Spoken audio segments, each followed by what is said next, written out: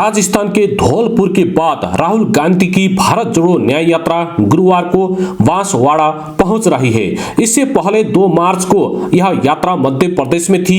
राहुल गांधी के यहां पहुंचने से पहले दिल्ली और मुंबई को जोड़ने वाले नेशनल हाईवे 44 पर जाम लगा हुआ था।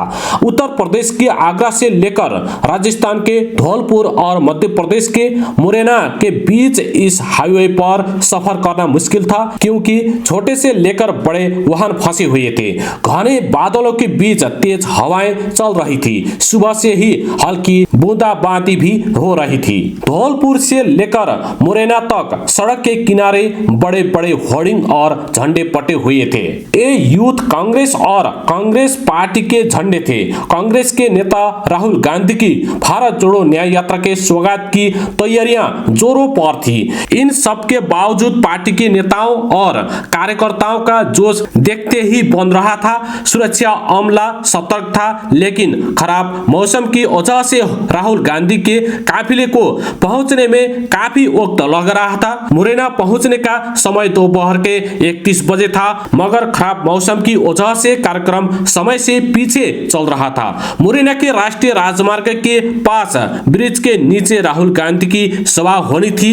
उन्हें यहाँ रोड शो भी करना था। मध्य प्रदेश कांग्रेस कमेटी के सभी दिग्गज नेता यहाँ पहले से पहुंच चुके थे, चाहे पूर्व मुख्यमंत्री कमलनाथ हो, दिग्विजय सिंह हो या फिर प्रदेश कांग्रेस अध्यक्ष जीतू पटवारी। मध्य प्रदेश का ग्वालियर चंबल संभाग यहाँ की राजनीति के केंद्र में तब से रहा है जब से 2018 के विधानसभा के चुनाव में कांग्रेस ने इस संभाग में एक तरह से स्वीप कर दिया था। इस जीत की वजह से लगभग 2 दशकों के बाद प्रदेश की सत्ता में कांग्रेस की वापसी भी हुई थी। हालांकि सरकार ज्यादा दिन नहीं चल पाई, क्योंकि ज्योतिरादित्य सिंधिया अपने समर्थक विधायकों के साथ भारतीय जनता पार्टी में शामिल हो गए थे।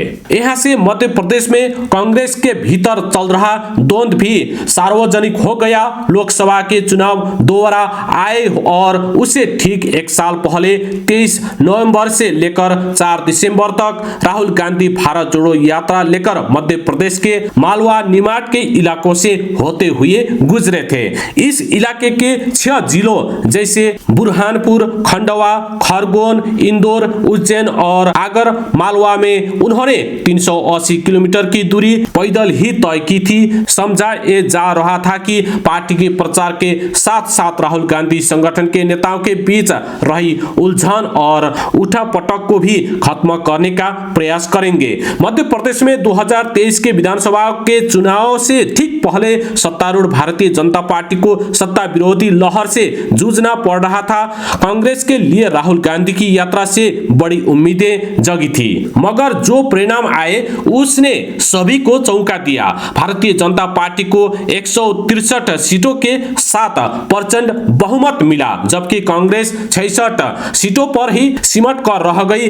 भारतीय जनता पार्टी को उन 21 में से 17 सीटों पर जीत मिली थी, जहां से होकर राहुल गांधी की भारत जोड़ो यात्रा निकली थी।